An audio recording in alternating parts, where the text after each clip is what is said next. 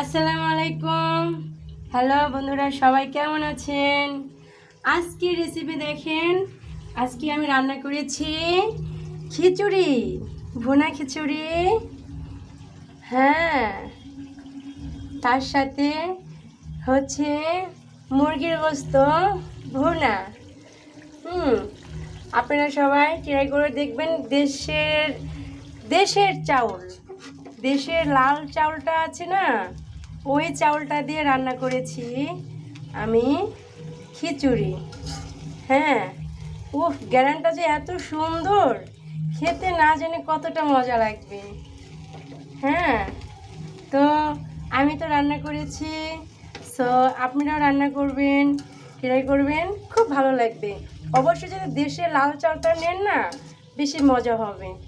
ওকে, আসসালামু আলাইকুম রহমতুল্লাহ।